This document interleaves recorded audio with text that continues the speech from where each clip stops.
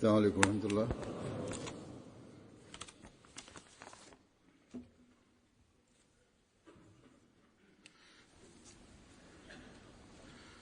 أشهد أن لا إله إلا الله وحده لا شريك له وأشهد أن محمدا عبده ورسوله أما بعد فأعوذ بالله من الشيطان الرجيم بسم الله الرحمن الرحيم الحمد لله رب العالمين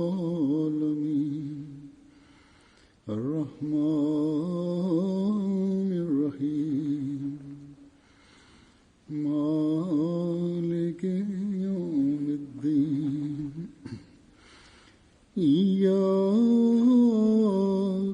نعبد وإياك نستعين اهدنا الصراط المستقيم صراط الذين أنعمت عليهم غير المغضوب عليهم ولا الضالين.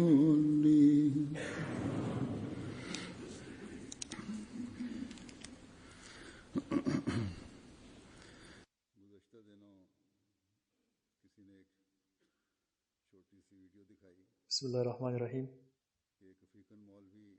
Хазур говорит, недавно кто-то показал мне один видеоклип, в котором один африканский мулла учит читать Коран взрослых людей. Из-за малейшей ошибки он сильно бил их по спине палкой. Во-первых, арабский язык – это не их родной язык. Во-вторых, они уже взрослые люди, им больше 17-18 лет и даже больше. Разве они могут произносить каждую букву так, как это делает профессиональный чтец Корана?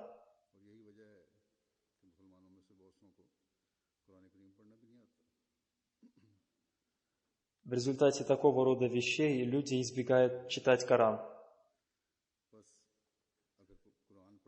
Это является причиной того, что многие мусульмане, не арабы, не умеют читать Коран.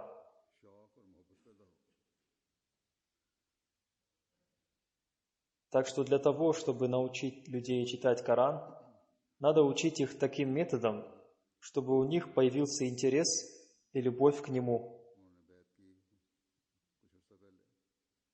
Несколько дней назад одна японская женщина, которая живет здесь, в Англии, приехала, чтобы встретиться со мной. Она принесла обет верности недавно. И она сообщила мне, что по милости Всевышнего Аллаха в течение 3 лет она научилась читать Коран и весь его прочитала. Она сказала, что хочет прочитать мне какую-то его часть. Я сказал: хорошо, почитайте. И она прочитала аятуль Курси, полностью погрузившись в него, и меня очень сильно удивило то, как она его прочитала. Самое главное — иметь такую любовь к священному Корану, чтобы читать его, погрузившись в него. И главной целью не должно быть такое же безукоризненное произношение, с которым читает Коран профессиональные чтецы, и не делать это на показ.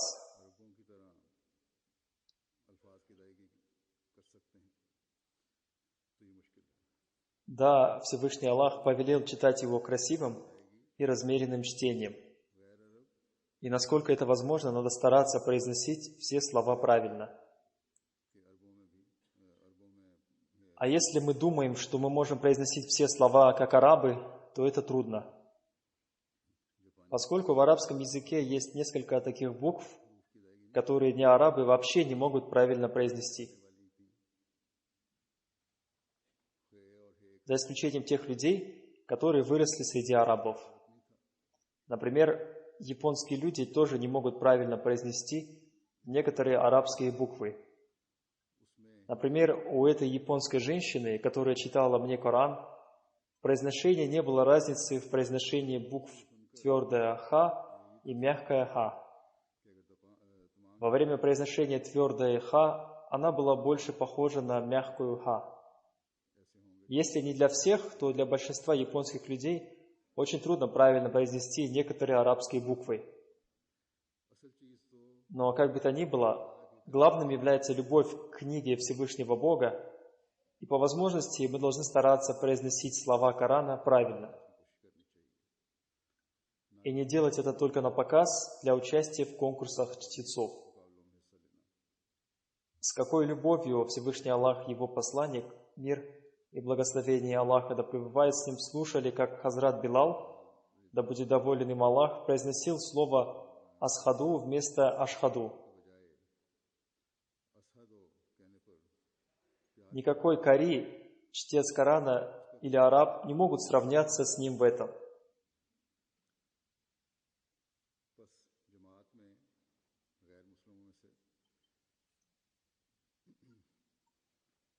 В нашей общине есть такие люди, которые были не мусульманами и затем приняли ислам. Как я уже сказал, большинство мусульман не могут правильно читать Коран. В Африке у наших миссионеров бывает много таких случаев, когда им приходится учить людей чтению Корана с самого начала. То есть они начинают учить их с арабского алфавита. Если нам приходится учить таких людей, то их учителям следует учить их таким образом, чтобы у них появился интерес к чтению священного Корана.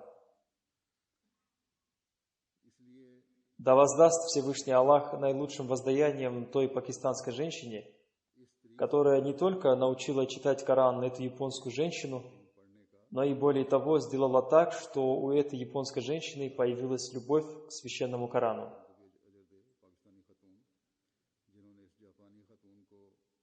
Таким образом, главным не является чтение священного Корана, как это делают профессиональные чтецы, кари. И люди не должны думать, что если они не могут произносить слова, как профессиональные чтецы, кари, то они совсем должны отказаться от чтения священного Корана.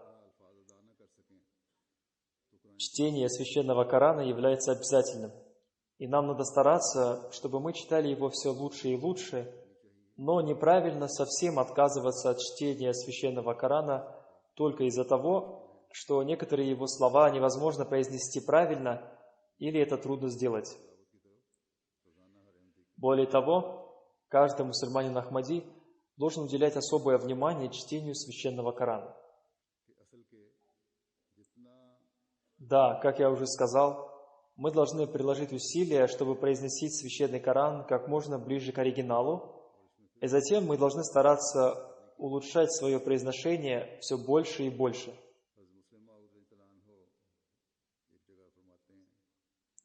Хазрат обетованный реформатор, да будет доволен им Аллах, в одном месте изрекает: пытаться произнести каждое слово священного Корана как кари – это неправильно, потому что Всевышний Бог нам, не арабам, не дал такой способности. Моя покойная жена, мать Тахира, неоднократно рассказывала, что их отец с большим желанием сам читал священный Коран и хотел научить других читать его. Он даже нанял учителя для своих детей, чтобы он научил их читать священный Коран. Он учил мальчиков, и обучение девочки, то есть ее, тоже было поручено ему. И он сильно бил детей и вставлял ветки между их пальцами и сильно сжимал их. Хазур говорит, некоторые из таких учителей вместо веток используют карандаши и сжимают пальцы своих учеников.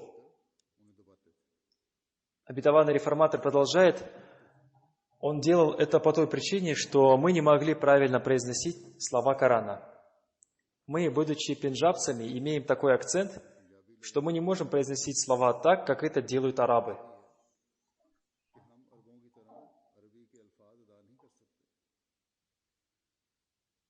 Затем Хазрат обетованный реформатор, да будет доволен им Аллах, рассказал о случае, произошедшем с тем арабом, о котором я уже рассказал в прошлой проповеди.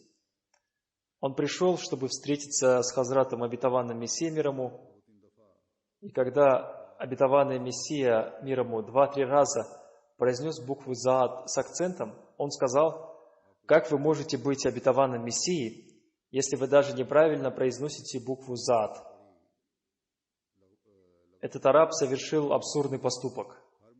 В каждой стране люди имеют свой акцент. Сами арабы говорят: мы, арабы, правильно произносим букву «Заат», тогда как жители Индии не могут произносить ее правильно. Хазрат обетованный реформатор, да будет доволен им Аллах, сказал: жители Индии произносят твердую букву «Заат» как мягкую букву «Заат», тогда как правильное ее произношение другое. Так что если сами арабы говорят: только мы правильно произносим букву «Заат», и никто другой не может правильно ее произнести, то в этом случае ни у кого нет повода для обвинения в этом. Так что все мусульмане Ахмади, арабы по национальности, должны не забывать об этом. Вообще-то большинство из них понимает это, но в характере некоторых людей присутствует гордость. Одна пакистанская женщина, которая вышла замуж за араба, произнося горловые звуки, тоже считает, что она имеет правильное произношение, в то время как это является неправильным произношением этих слов. Если бы это касалось только ее, то мне не было бы необходимости говорить об этом, но мне сообщили о том, что она на некоторых собраниях с насмешкой говорит о том, что пакистанцы не могут правильно произнести некоторые буквы и не могут правильно читать Священный Коран. То есть они не могут правильно произнести некоторые арабские слова, и арабы насмехаются над ними. Я не думаю, что все арабы являются теми, кто насмехается над людьми в связи с их неправильным произношением. Возможно, что насмехается над людьми в той арабской семье, которой принадлежит ее муж. Ислам должен одержать победу над сердцами людей, принадлежащих ко всем народам, и познакомить их с книгой Всевышнего Аллаха, Священным Кораном. И более того, для того, чтобы они начали читать его, надо создать в их сердцах любовь к нему. Каждый народ имеет свой акцент, и каждый человек старается как можно лучше читать Священный Коран из-за любви к нему. Да, мы должны стараться и заботиться о его красивом и размеренном чтении. И люди, которые умеют читать Коран с правильным произношением, должны помочь новообращенным мусульманам. Но насмехаться над людьми из-за их неправильного произношения не дозволяется. Так что те люди, которые имеют правильное произношение, должны следить за этим. Поскольку в мире есть разные народы, разные люди, и у каждого есть свой акцент, и каждый из них не может правильно произносить каждую букву и каждое арабское слово. Теперь я расскажу о некоторых событиях, о которых рассказал Хазрат обетованный реформатор, да будет доволен им Аллах. В одном месте он рассказал притчу о состоянии мусульман. Он изрекает: есть очень известная притча о том, что жил один трусливый человек, и однажды у него появилась ошибочная мысль, что он очень храбрый. Он пришел к татуировщику. В прошлые времена у борцов и храбрых людей была традиция в соответствии со своим характером и нравственностью делать татуировку на своих руках. Хазур поясняет, в настоящее время в Европе татуировка тоже получила широкое распространение. Хазрат обетованный реформатор продолжает. Татуировщик спросил у него: какую татуировку ты хочешь? Он сказал: льва. Но как только игла коснулась его тела, он почувствовал боль, потому он ошибочно считал себя храбрым, тогда как на самом деле он был трусливым. И он спросил у него: какую часть льва ты хочешь изобразить? Татуировщик ответил: хвост. Он спросил: если у льва будет отрезан хвост, разве он не остается львом? Татуировщик ответил: да, он остается львом. Он сказал: «Тогда перестань изображать хвост и рисуй дальше». Тогда татуировщик еще раз коснулся иглой его тела. Он спросил: «Что теперь ты собираешься изобразить?» Татуировщик ответил: «Правую лапу». Этот человек сказал: «Если в результате борьбы лев потеряет правую лапу, разве он не остается львом?» Татуировщик ответил: «Да, он остается львом». И когда он начал изображать левую лапу, он снова спросил: «Разве без нее он не остается львом?» И затем, когда он начал изображать заднюю лапу, он задал тот же самый вопрос: «Разве без нее он не остается львом?» И в конце концов татуировщик перестал делать свою работу и сел. И тогда человек, который считал себя очень храбрым и пришел, чтобы сделать себе татуировку, спросил: «Почему ты прекратил работать?» И татуировщик сказал: «Теперь не осталось ничего, что я мог бы нарисовать». Хазрат Абидаван Реформатор, да будет доволен им Аллах, изрекает: в наше время люди относятся к исламу так же, как к этому льву. Особенно этим занимаются исламские богословы и лидеры. Они произносят великие лозунги, но практически ничего не делают. И то, о чем они назидают людей, не имеет никакого отношения к исламскому учению. Они говорят людям: оставьте это, и это тоже оставьте.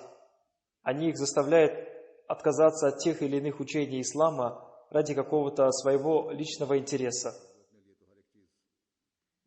А затем, в этой связи, рассказывая еще об одном примере, он изрекает: наш дедушка по маме, Хазрат Мир Насиб Наваб Сахиб, рассказывает, что в детстве у него был игривый характер. Он был внуком Мира Дарда по матери и жил в Дели. Там растут манго.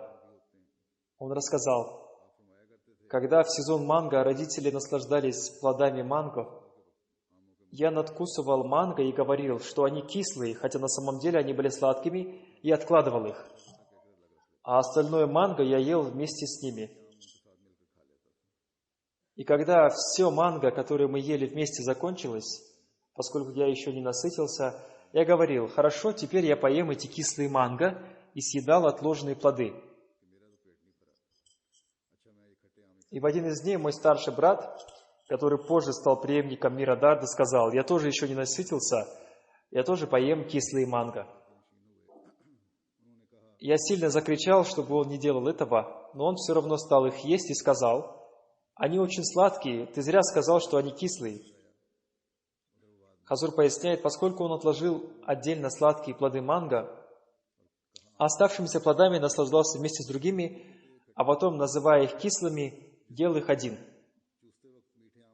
Хазрат Абидаван Реформатор, да будет доволен им Аллах, продолжает: в наше время мусульмане находятся в таком же состоянии. И если такого состояния даже тех людей, которые утверждают, что надо ввести в действие исламский шариат, то каково состояние тех людей, которые вообще не знают ислама? Хазур поясняет, значит, те люди, которые хотят ввести в действие исламский шариат, обманным путем откладывают для себя некоторые вещи. Он делал это в детстве, тогда как эти люди делают это осознанно. Далее Хазрат Абидаван Реформатор продолжает: те люди, которые не знают ислама, будут употреблять все без разбора, и даже то, что запретно. Так что в наше время богословы тоже находят повод для эксплуатации людей. И это видно повсюду. И из-за них другие люди якобы во имя ислама совершают беззаконие, и это является большой трагедией нашего времени. Из-за таких богословов, которые совершают беззаконие и несправедливость, появились различные организации, которые этим занимаются. Да помилуй Всевышний Аллах мусульман. Затем Хазрат Абидаван Реформатор, да будет доволен им Аллах, обращая внимание общины к тому, как улучшить свое духовное состояние, и как можно укрепить свою веру и установить связь с Богом, назидая свою общину в одном месте, изрекает: если вы создаете в себе богобоязненность и чистоту и делаете своей привычкой обращение с мольбой к Аллаху и поминание Аллаха, и регулярно совершаете молитву тахаджуд и произносите дуруд, призывайте благословение на святого пророка, мир и благословение Аллаха да пребывает с ним, то Всевышний Аллах обязательно дарует вам какую-то часть из истинных снов и видений. И Он удостоит вас честью получения откровения и будет общаться с вами. И живым чудом на самом деле является только то, что проявляется в личности самого человека. Да, несомненно, есть много чудес Хазрата Авраама, есть много чудес Хазрата Моисея, есть много чудес Хазрата Иисуса, мир им всем. Но когда возникает вопрос о личности человека, то для него самым большим чудом является то, что он наблюдает в самом себе. А в наше время люди задают вопросы об этом. И ответом на их вопросы может быть то, что если они хотят увидеть чудеса, то для этого они должны установить связь с Богом. Затем Хазрат Обетованный Реформатор, рассказывая о том, как можно укрепить свою веру и самому получать знамения, и приводя в качестве примера Хазрата Шахибзада Абдул-Латифа, мученика, изрекает: посмотрите на Хазрата Шахибзада Абдул-Латифа, мученика. Когда он принял Ахмадият, он на какое-то время вернулся в Кабул. Там местный губернатор вызвал его к себе и призвал его отказаться от своей веры. Он ответил: как я могу отказаться от своей веры? Когда я вышел из Кадияна, в видении я видел на своих руках наручники. Так что теперь, когда Всевышний Бог сообщил мне, что на этом пути на меня будут одеты наручники, как я могу отказаться от этого? Эти наручники должны быть на моих руках, чтобы слова моего владыки исполнились. Теперь посмотрите, эту твердость и убежденность он обрел из-за того, что он сам видел сон. Так что если кто-либо, каким бы малым знанием он ни обладал, видел какой-то сон, если он скрывает, это другое дело. В ином случае, даже если тот сон бывает неистинным, он бывает твердо убежден даже в этом ложном сне. Таким образом, если вера человека тверда, и он имеет прочную связь со Всевышним Богом, тогда он не боится мирских людей.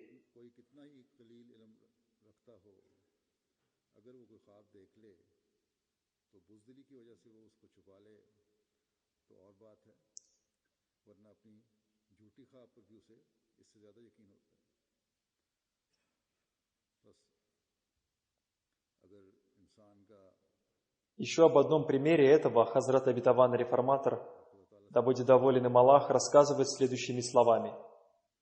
Хазрат Суфи Ахмад Джан Сахиб из Лудхианы был очень известным богобоязненным человеком.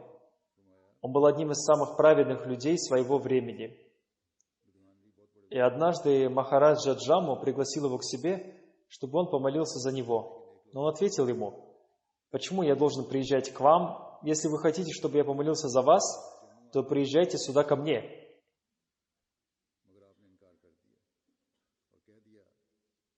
Если человек имеет прочную связь с Аллахом, то каким бы большим ни был перед ним человек, он не боится его.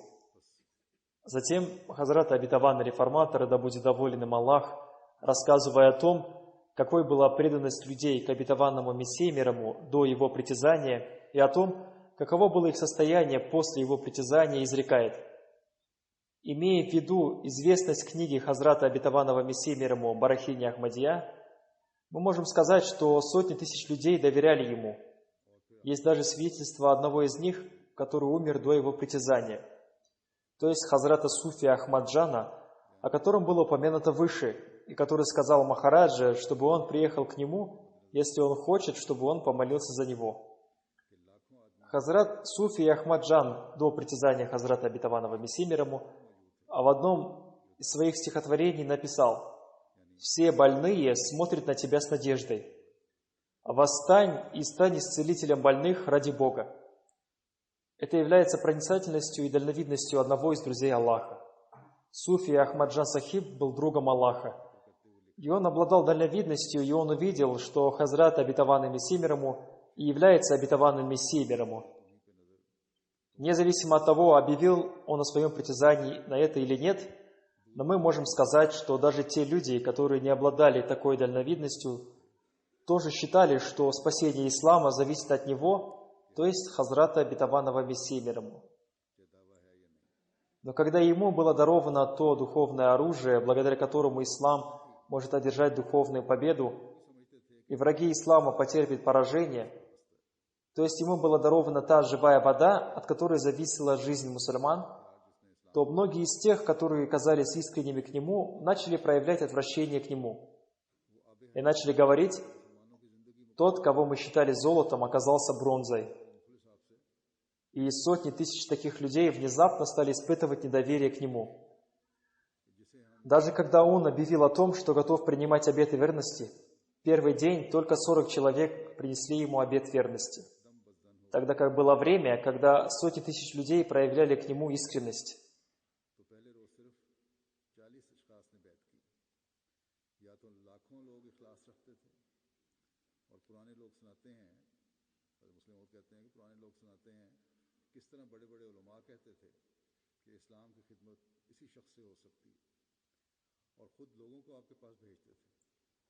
Хазрат обетованный реформатор продолжает: пожилые люди, которые жили в то время, рассказывали о том, как большие богословы говорили, что только этот человек, то есть Хазрат обетованный Мессия мир ему, может служить исламу. И они сами отправляли к нему людей. Даже Молви Санауллах Сахиб написал: после публикации книги Барахини Ахмадия я пешком пошел в Кадиян, чтобы встретиться с Мирзой Сахибом. И Молви Мухаммад Хусейн Баталви, который после притязания Хазрата обетованного Мессии мир ему потратил всю свою жизнь на то, чтобы противодействовать ему, до его притязания написал, что 1300 лет никто так не служил исламу, как этот человек, то есть Хазрат обетованный Мессия мир ему. В наше время тоже некоторые так называемые исламские каналы делают большие притязания на служение исламу. Они тоже говорят: да, он служил исламу, но позже он сбился с пути.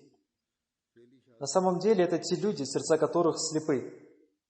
И того человека, которого Всевышний Аллах сделал золотом, они считали бронзой. Вместо того, чтобы смотреть на практические свидетельства Всевышнего Бога, они погрузились во мраки своей личности. Кроме этого, эти люди сбивают с пути мусульман, имеющих мало знаний об исламе. Да дарует им Всевышний Аллах разум. Однажды, когда во время шуры собрания в 1931 году зашла речь о Даруль-Баят в Лудхияне, Хазрат обетованный реформатор, да будет доволен им Аллах, обращаясь к представителям шуры, сказал следующее: «По-моему, это является очень важным делом». Хазур объясняет, то есть дело, связанное с Даруль-Баят. Далее Хазрат обетованный реформатор рассказывает: Хазрат обетованный Мессия мир ему оставил о нем особое упоминание. Он даже называл Лудхияну ворота Луда, которые, согласно предсказанию святого пророка, мир и благословение Аллаха да пребывает с ним, являются местом смерти Даджала, то есть тем местом, где Даджал будет уничтожен обетованным Мессией. И это то место, куда поехал Хазрат обетованный Мессия мир ему, чтобы принимать баят, обет верности. Наша община должна испытывать особые чувства к этому месту, когда Хазрат, первый халиф обетованного Мессии, да будет доволен им Аллах, попросил Хазрата обетованного Мессии мир ему принять у него баят в Кадияне, он сказал: баят будет принят не здесь, и затем он принял баят в Лудхияне.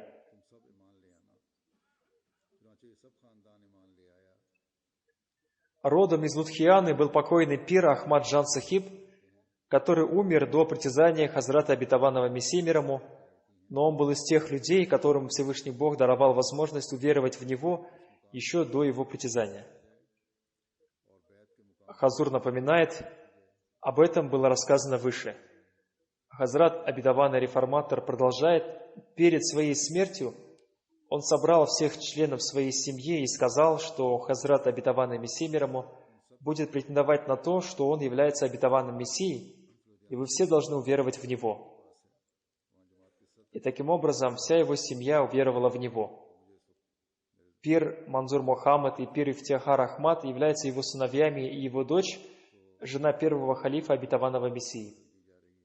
Хазрат обетованный реформатор продолжает: у меня есть желание, чтобы была подготовлена схема этого места, где был принят баят, и на ней было указано именно то место, где Хазрат обетованный Мессия мир ему принял первый баят, и чтобы там был установлен какой-то памятный знак, и в это время провести там собрание и написать там имена тех 40 людей, у которых Хазрат обетованный Мессия мир ему принял на этом месте первый баят.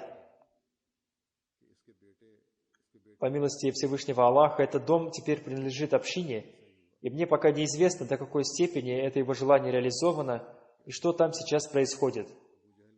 Но как бы то ни было, мы постараемся сделать это историческое место памятником истории Ахмадията. Затем в одном месте, рассказывая о Лудхияне и пророчестве Хазрата обетованного Мессии мир ему, Хазрат обетованный реформатор изрекает: «Святой пророк, мир и благословение Аллаха да пребывает с ним, видел во сне, что ему дается гроздь винограда из рая. И затем ему было сказано, что это для Абу Джахля. Толкованием этого сна является то, что сын Абу Джахля, Икрама, обретет рай. Так и произошло. Затем он рассказывает об одном событии, о том, что Всевышний Аллах сделал сына Абу Джахля настолько праведным, что он совершал большие пожертвования ради своей религии. Во время одной битвы, когда мусульманам было очень тяжело, и христианские лучники стреляли им прямо в глаза, Икрама, сын Абу Джахля, сказал: «Я не могу больше это видеть». И он попросил у своего командира разрешения напасть на врагов. И вместе с 60 мусульманами он совершил атаку прямо в середину врагов, из-за чего командующий вражеской армией убежал, спасая свою жизнь. И из-за этого в стане врагов началась паника. И все эти мусульмане, находясь в окружении врагов, воевали очень храбро. Когда до них дошли мусульманские войска, одни из них уже стали мучениками, а другие получили сильные ранения. Хазрат Икрама получил очень сильные ранения. Один из командиров принес воду для раненых. А вначале он предложил воду Икраме, но Хазрат Икрама увидел, что Хазрат Сухейль бин Умар смотрит на воду, и он сказал этому командиру, чтобы он сначала дал воду Сухейлю, и затем попьет он. Он сказал: «Я не могу терпеть, чтобы мой брат, находящийся в таком состоянии, испытывал жажду, а я пил воду». Когда он подошел к Сухейлю, рядом с ним лежал раненый Харис бин Хишам. Сухейль сказал, чтобы вначале он дал воду ему. Когда он подошел к Харису, тот уже умер. Когда он вернулся к Сухейлю, тот тоже уже умер. И когда он подошел к Икраме, его душа уже покинула тело. Вот таким был Икрама, сын Абу Джахля. Если какой-то человек является злодеем, неверующим, лжецом, то кто может сказать, что его сын тоже обязательно будет таким же? Но в словах Всевышнего Бога бывают такие свидетельства, которые разъясняют его свидетельства. И те слова, в которых нет свидетельства Бога, недостойны того, чтобы уверовать в них. Хазур поясняет, факт заключается в том, что предсказание Всевышнего Аллаха исполняется таким образом, что когда святой пророк, мир и благословение Аллаха да пребывает с ним, видел этот сон, он испытал беспокойство относительно того, как Абу Джахль может оказаться в раю, и он даст ему гроздь винограда из рая. Истинное значение этого сна заключалось в том, что его сын уверует, и ради ислама он принесет необыкновенные пожертвования. Хазрат обетованный реформатор рассказывает об этом предсказании. В предсказании об обетованном реформаторе тоже содержится много свидетельств Бога, подобно другим предсказаниям. Он сделал это предсказание в такое время, когда многие жители Кадьяна его еще не знали. Пожилые люди Кадьяна сами говорили: «Мы его не знали, мы думали, что у Гулама Муртазы только один сын, которого зовут Мирза Гулам Кадир». Значит, он был таким человеком, который был никому не известен, которого не знали даже люди из его деревни, и он сделал предсказание о том, что Всевышний Аллах дарует ему такое потомство, которое будет жить долго. И один из его сыновей будет таким, который станет известен во всех уголках мира. И посредством него его проповедование дойдет до всех концов земли. Кто может говорить такие вещи от себя? Затем он говорил, что из 3 он сделает 4. Хазрат обетованный Мессия мир ему дал одно из толкований этих слов. Он родится на 4-м году после этого предсказания. Он сделал это предсказание в 1886 году, и я родился 12 января 1889 года. И первый баят Хазрат обетованный Мессия мир ему принял 23 марта 1889 году в Лудхияне. Это предсказание обетованного Мессии мир ему широко известно в нашей общине и вне ее. И обычно возникает вопрос, кто этот мальчик? Хазрат обетованный реформатор продолжает. В предсказании одно из имен этого мальчика Махмуд. Поэтому в качестве предзнаменования Хазрат обетованный Мессия дал мне имя Махмуд. И поскольку его именем было также имя второй Башир, поэтому полное мое имя Башируддин Махмуд Ахмад. А что касается того, что ему будет дано потомство, и оно будет жить долго, то это предсказание исполнилось, и он имел возможность назвать одного из своих сыновей Махмудом. Но мир ждал о каком-то именно сыне, было предсказание. Так что сегодня я приехал в Лудхияну, чтобы сообщить об этом. Хазур поясняет, в это время он был в Лудхияне. Хазрат, обетованный реформатор, продолжает. Лудхияна имеет особую связь с общиной в разных аспектах.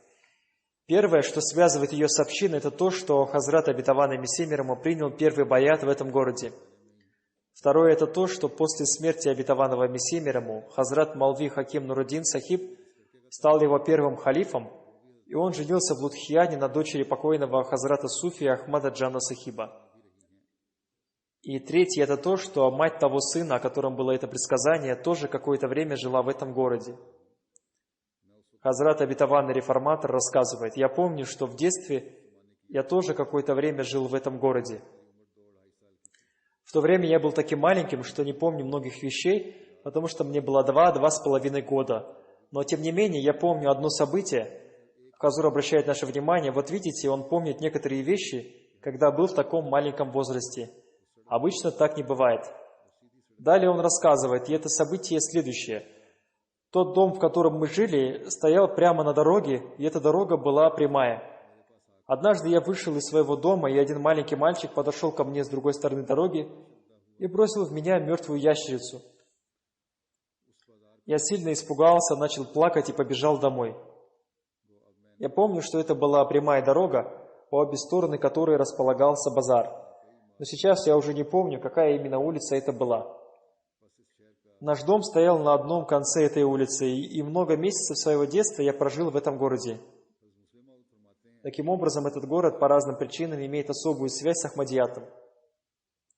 Хазрат обетованный реформатор рассказывает, я думаю, что когда объявляются какие-то вещи от Бога, обычно люди обязательно противодействуют этому. Когда было объявлено об исполнении предсказания об обетованном реформаторе, еще до Лудхияны по этому поводу было организовано собрание в Лахоре и Гурдаспуре, и тогда еще не было никакого противодействия. Но когда я приехал в Лудхияну, то по ней прошла большая манифестация людей, выкрикивающих лозунг «Мирза умер, Боже упаси!». Но для нас это не имеет никакого значения. Они насмехаются таким образом из-за того, что они забыли учение святого пророка, мир и благословение Аллаха да пребывает с ним.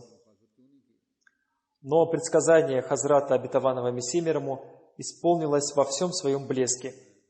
Когда Хазрат обетованный реформатор был там, он также молился о том, чтобы Всевышний Аллах даровал возможность жителям Лудхияны уверовать в обетованного Мессию мир ему, и о том, чтобы те, кто сегодня провозглашает лозунги против обетованного Мессии мир ему, провозглашали лозунги за него. Хазрат обетованный реформатор, рассказывая о сильной любви одного из подвижников обетованного Мессии к обетованному Мессии, изрекает. Хазрат Мия Абдулла Санори Сахиб тоже обладал такой же сильной любовью к обетованному Мессии мир ему. Однажды он приехал в Кадиян, чтобы встретиться с Хазратом обетованным Мессией мир ему, и Хазрат обетованный Мессия мир ему поручил ему одно дело. А когда у Мия Абдуллы Санори Сахиба закончились выходные дни, и он попросил у Хазрата обетованного Мессии мир ему разрешения вернуться обратно, то он сказал ему, «Пока останьтесь еще на некоторое время». Он отправил в свой офис заявление с просьбой предоставить ему еще несколько дней на свой счет и получил ответ, «Нет, это невозможно». Он сообщил об этом обетованному Мессии мир ему, и он сказал, «Оставайтесь еще». Он написал в свой офис, «Я пока не могу приехать». За это его уволили со службы, и он был государственным служащим. И он пробыл в Кадияне на протяжении 4-6 месяцев столько, сколько ему сказал обетованный Мессия мир ему.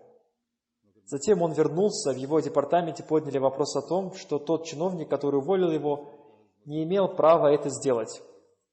И таким образом он был восстановлен в должности и получил жалование за все эти месяцы, которые он прожил в Кадияне.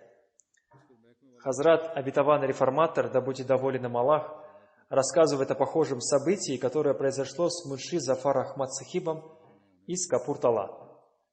Хазрат обетованный реформатор рассказывает: когда я направлялся в Дельхози, в дороге мне рассказал о нем Мия Атаула Сахиб, адвокат.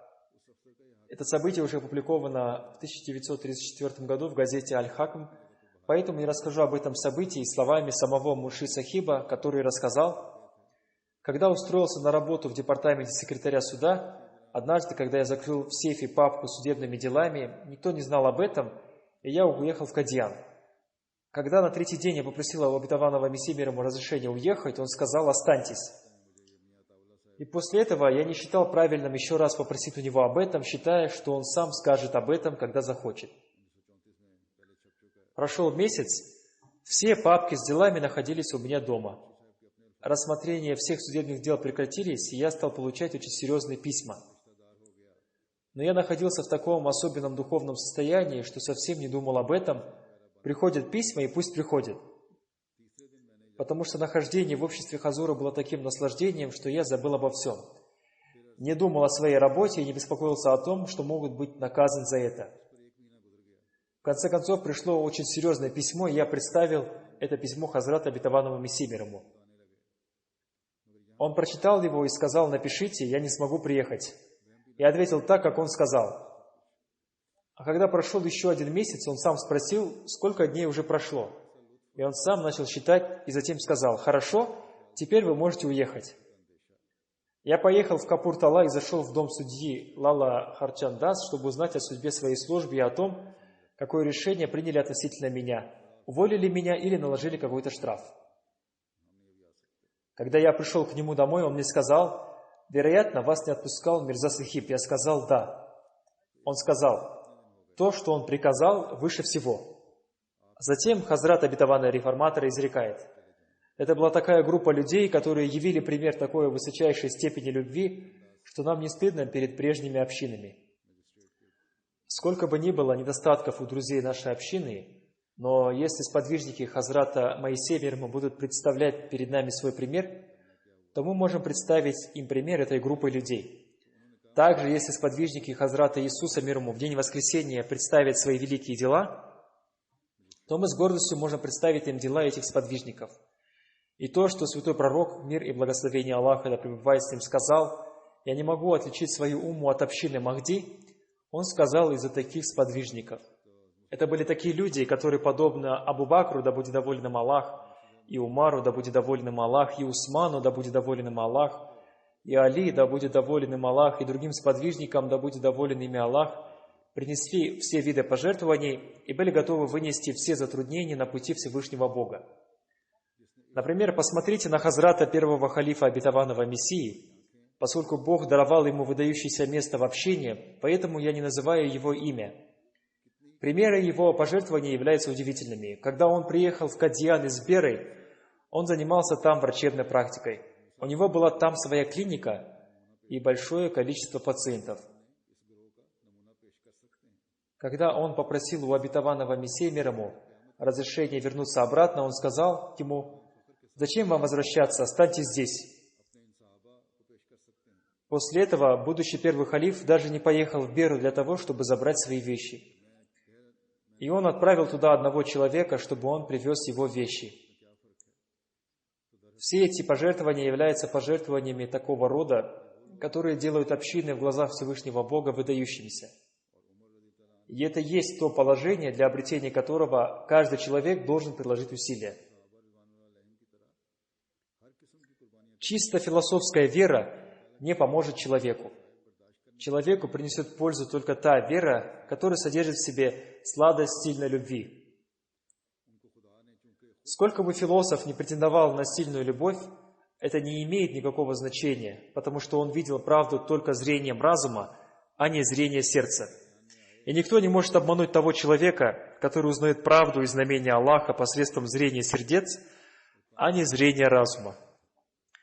Потому что философия поднимает руку за разум, а сильная любовь поднимает руку за сердце. Пусть Всевышний Аллах дарует нашим сердцам зрение, чтобы мы узнали имама времени и всегда оставались с ним. И пусть Он сделает так, чтобы мы всегда узнавали знамения Аллаха, и сатана никогда не мог обмануть нас.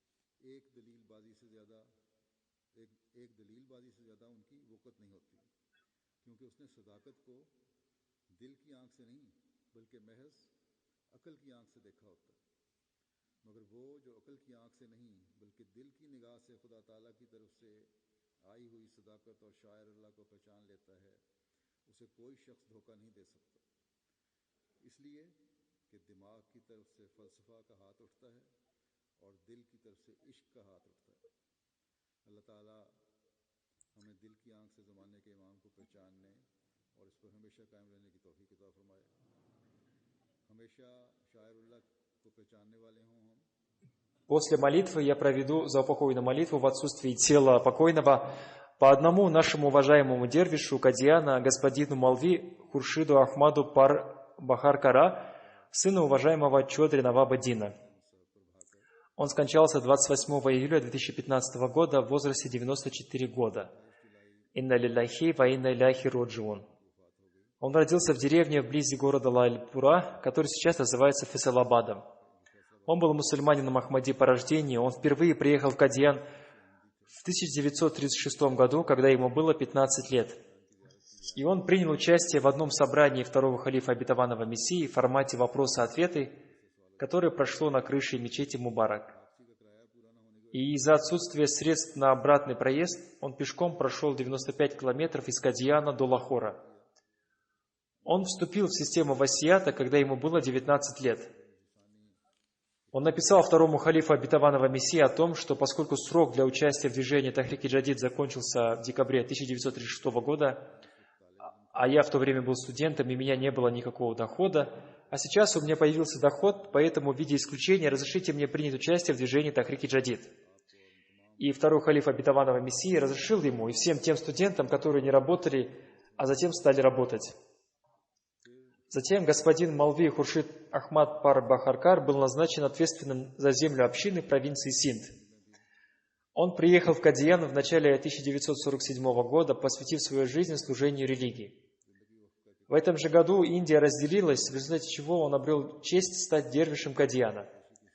Он прожил жизнь дервиша с большим терпением, чувством благодарности и преданности.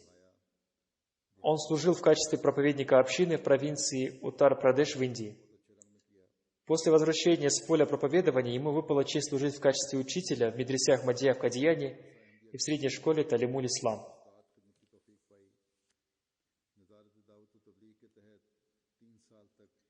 3 года он изучал языку хинди под руководством отделения Давата и Таблига и получил 3 сертификата Ратан, Вошан, Парбаркар.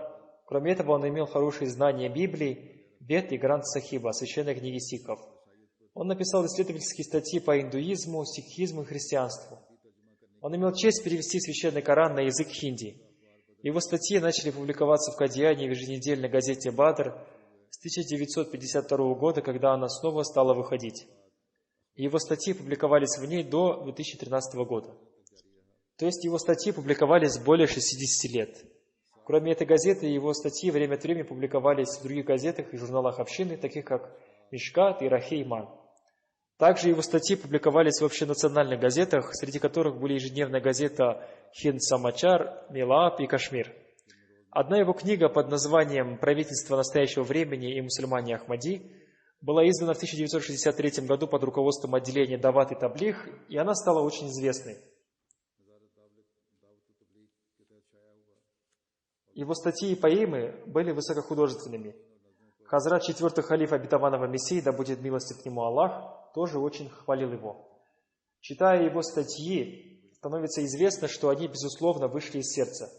Они являются высококачественными статьями, наполненными глубокими знаниями. Он был очень сдержанным человеком, и ему не нравилось зависеть от кого-то. Он сам делал все дела. Кроме своих научных занятий, он вместе со своими детьми работал на земле и ухаживал за скотом. Когда у него появилась возможность иметь свое имущество, он вернул жилье, предоставленное ему общиной. Это является очень большим примером. А в дни своей сильной болезни он регулярно приходил в мечеть для совершения молитв.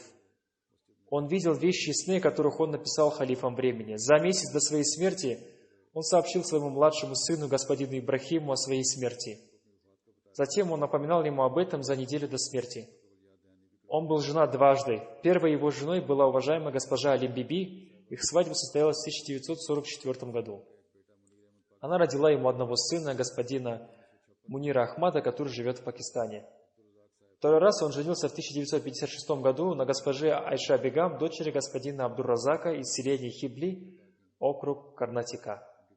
Она, по милости Всевышнего Аллаха, родила ему 5 сыновей и 3 дочерей. Его сыновья, господин Исраил Ахмад, Кришан Ахмад и Ибрахим Ахмад, и его зятья Шакиль Ахмад и Махмуд Ахмад имеют возможность служить общине. Да возвысит Всевышний Аллах покойного степенями в раю и дарует возможность его потомкам поддерживать прочную связь с халифом времени и с общиной.